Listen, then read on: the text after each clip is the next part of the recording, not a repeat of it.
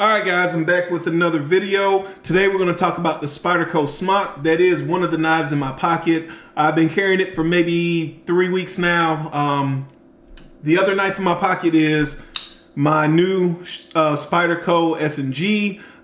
This is the fatty version, dagger grind. I swapped this one out with my Blade Show 3/4 fatty because, you know, I preferred a flatter grind, especially if it's going to be thick stock. So, good knife.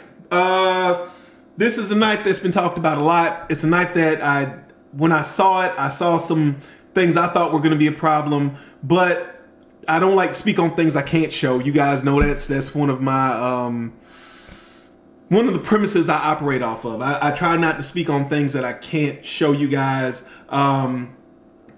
Or at least demonstrate very well. So I picked this knife up, got a decent deal on it. So I am the second owner of this knife. And I know some people say, oh, you know, I like to get a knife new so I can judge it for what it actually is. I don't necessarily always buy into that. But anyway, just for a disclaimer, if that is one of your things, I am the second person to own this knife. So with all that being said, I'm gonna get into the good things or the more positive things, and then I'm gonna list some things that I had some concerns with. And this is more of an open video. Feel free to comment down below because honestly, I'll tell you up front, I think this knife has some things that we tear other knives apart for, or have torn other knives apart for, that this knife is getting a pass on. And I just kind of want to know why that is, or why it seems there are several things on here that are things we consider flaws in other knives, but we say that this knife is pretty much great. I'm not gonna say it's perfect. There is no perfect knife, but if you look all over the internet, it's a great knife. So anyway, talk about the grind. This is a hollow ground, a saber ground, hollow ground, Warncliffe knife. Very nice blade. It comes down very fine behind the edge. This knife is very sharp, came sharp out of the box when I got it. Had the factory edge, slices well. Would I have liked to see it be a higher grind or higher grind? Absolutely, especially considering that the blade is so short from edge to spine, and that's because of the handle. I mean, obviously you want your knife blade to fit into your handle, so I do understand that. But the blade shape is also functional, a good utility style blade. There's a point for piercing. There is some belly here. It comes down fine behind the edge, so it can slice fairly well. No real complaints or concerns with the blade grind or the blade shape. The feel of the knife in hand is also good, and I'm going to speak on this. Sorry, lost battery power there. The feel of the knife in hand is good. I'll get into the full ergonomics later on, but the way I envision this knife to be held based on what I see going on with the handle and also the balance point, you can see that where the balance point is for my index finger to fall into this recessed area. There's another recessed area here on the handle and one back here with some points in between. So I envision this being the way to hold the knife. 2 fingers in this recess, and then your pinky on that last spot. So this does feel good in the hand as far as the handle is concerned. I feel like I have a good grip on the knife. I feel like the knife is balanced. My thumb falls right on the jimping, which isn't always the case. The jimping is wide jimping. It does grip my finger. You know, I don't ever really find myself needing jimping on a folder, but that's just me. The fit and finish of the knife, that's one of the other things I wanted to speak on. I like the grind lines here. Then there you can see here, it's almost like a hand satin finish that they did on the flat. The carbon fiber over G10 is finished just fine. I'm gonna come back to that later. The holes, all of the ones that are chamfered, the chamfering is very good. The holes here for the screws are very good. For this lock is very good. The liners meet up with the scales well. I don't have any concerns there, complaints. You can see the recess on both sides is done well. The one thing that was a little bit weird, and I think you can kind of see it there, Down the center of the blade tang, you can kind of see like a different color. It's not a depression. I rubbed my thumbnail over it and I couldn't feel a depression, but it's a different color. It's a little bit weird. It is a Tai Chung knife, so you know they're known for putting out knives that have good fit and finish. There's the maker's mark.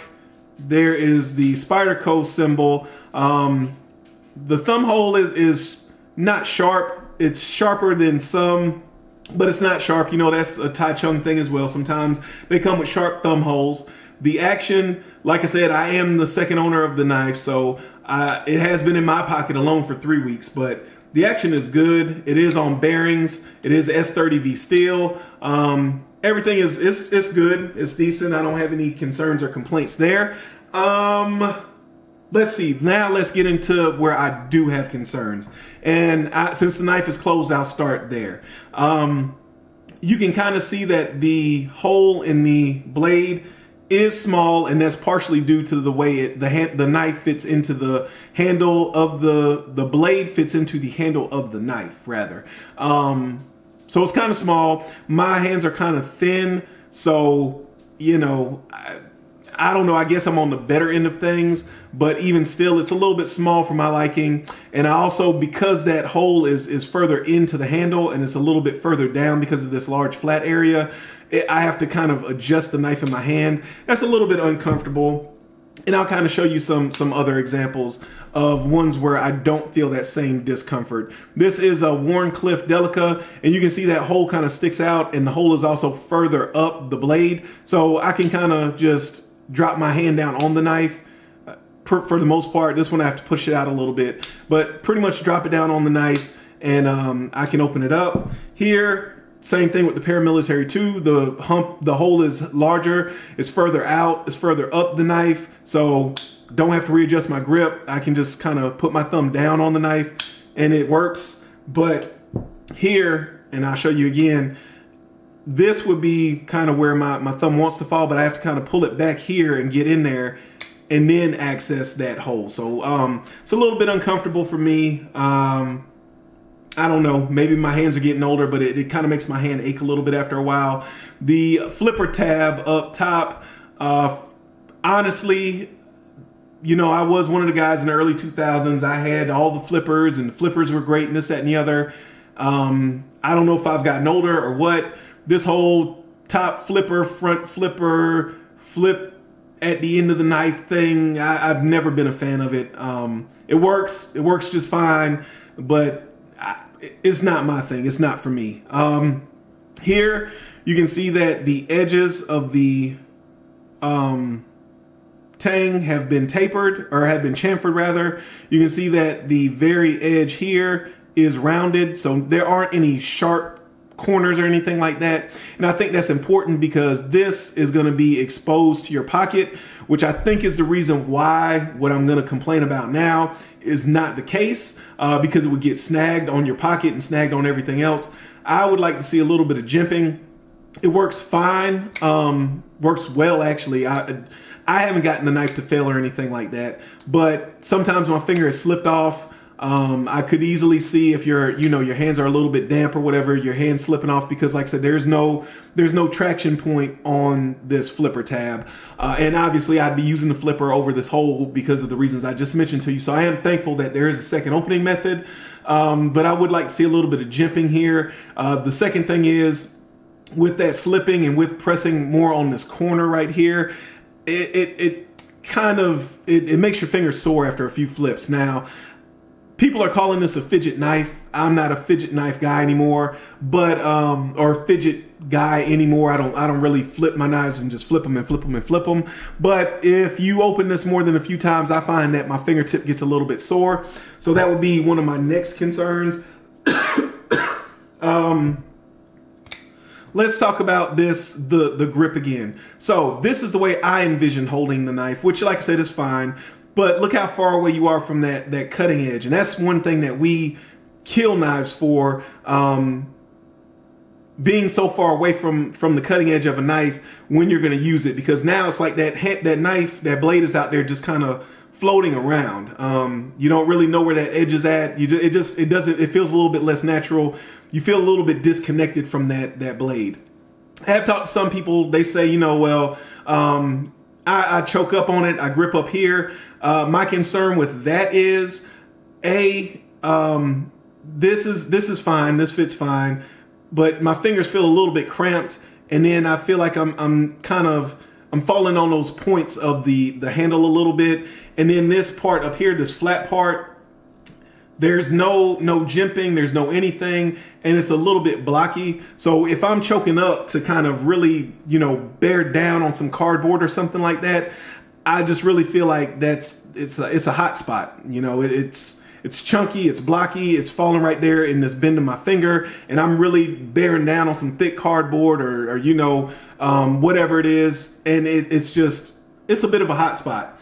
If I choke up here, because I've also heard people say that, I have long, thin fingers. That's, even for me, this is a concern, because if I sharpen this knife and it had a very sharp edge, look, you're right up on the edge of that blade's edge. So there's no safety, there's no anything. So again, if I'm choked up so I can really kind of, you know, slice down into something, an apple, cardboard, whatever it is, and I'm really trying to kind of bear down with some pressure, I'd be concerned that my finger might slip, or when you're removing your finger from it, it'd be easy because your finger is going to go out like that to nick your finger on the back edge of that blade. So that's another concern of mine, and something else I don't really get with the design, and I don't really understand why that hasn't been talked about a lot. Same thing with the choil, and talking about cardboard. If I'm holding the knife like I see it designed to hold, when I'm presenting it, like I said, I feel a little disconnected from this handle, and I know 9 times out of 10, disconnected from the blade.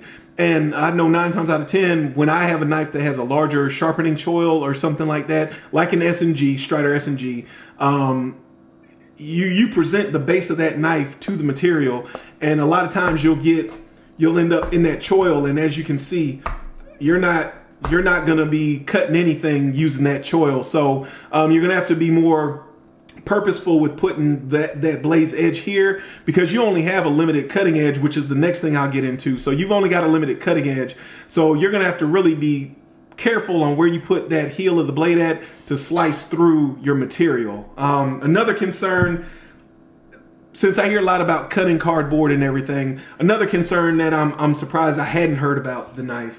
What did I say I was just going to talk about? Oh, cutting edge. So, and these are crappy calipers, but I'm going to use this for sake of the discussion. So you've got, if I measure this all the way from the tip of the blade all the way to the edge of the handle, I've got about 3.4 inches. About 3.4 inches of blade here.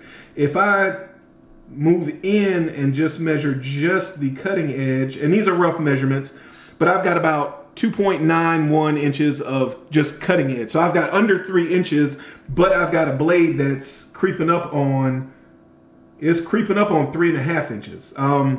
So that's a little bit interesting to me. And then if I look at how far away I am from that blade's edge, if I grip it, like I said, as I would, I'm about, I think you can see there, you're about 1.5 inches away from your cutting edge. So not only are you losing a lot of blade's edge to this choil here, but you're also 1.5 inches away from that cutting edge. With that said, because I know somebody will point this out in the comments, this is here for a functional purpose, not necessarily for use, but for stowing the blade away in the handle. This button here that is attached to this compression lock has to go in, and then this knife blade, the tang, has to go around that this button and the stop pin. So it is there for a reason. You know, you guys tell me. I don't know if maybe it could have been incorporated into the knife differently, better, in a way where you're not losing as much cutting edge, in a way that your hand is not so far away from the blade, maybe in a way that you could use this as a more effective finger choil. I don't know. Again, I'll throw that out there as a question to you guys. This has been touted as a great knife, but there are just some things that just don't click. They don't make sense for me in the implementation. I understand why it's there with this specifically, but it just doesn't click with me. The other thing is, if we're talking about you having 3 inches of, well, let's see. If we're talking about you having 2.91 inches of cutting edge, look at how much handle you have that effectively is going unused. So all of that is not being used, which ironically enough, if you measure that, because this is the second time I'm shooting this video, if you measure that, you're about here, and if I measure to there, you're at about 1.6. And if you remember, that's about how far you are from the cutting edge. So that's where that 1.5 inches is coming from in the overall design of the knife. So that's kind of interesting.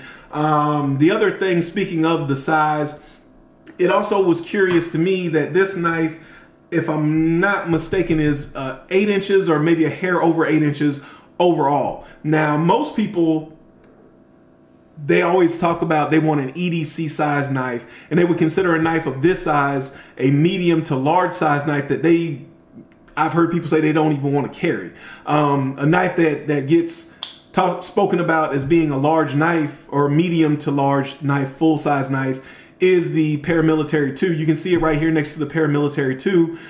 They're pretty close in size. The Paramilitary 2 may have it by a little bit, but I don't know. That's curious to me that people, there's so much love being shown to a knife that's in a size class that most people say does not fall into their use case.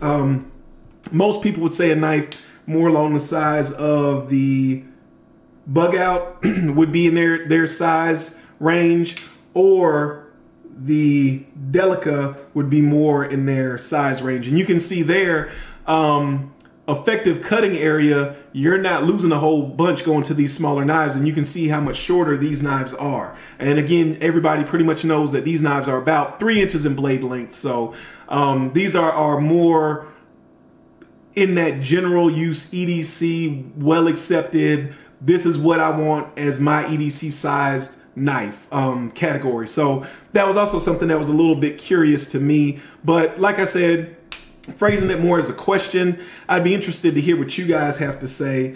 I think that covers most of everything I had to say about the knife. I said I would come back to it and I totally forgot. The carbon fiber over G10.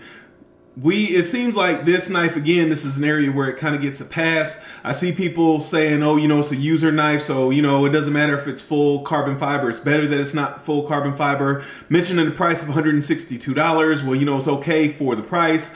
But in that same conversation, weren't there comments made when the Domino came out with the carbon fiber over G10, the Gale Bradley, and the Sage? Aren't those knives that are user knives? But when they came out in carbon fiber over G10, there were comments made about it. Just a thought, just something else. Like I said, I feel like this knife gets a pass on. The carbon fiber over G10 is fine. It's functional. It does its job, but again, just an area where I feel like this knife gets a bit of a pass that I don't fully understand. Overall, like I said, I knew when I bought the knife I wouldn't be keeping it. It's just, it had all those things, most of those things that I pointed out to you guys in this video, I saw from the pictures. Didn't appeal to me. I wanted to get the knife so, like I said, I could speak on them holding the knife and actually being able to use it and try it out. And what I saw in the pictures is what bore to be true. Interested to hear what you guys have to say in the comments. Hope you guys are having a wonderful weekend. I'll catch you in the next video. Remember, a lazy man carries a dull knife.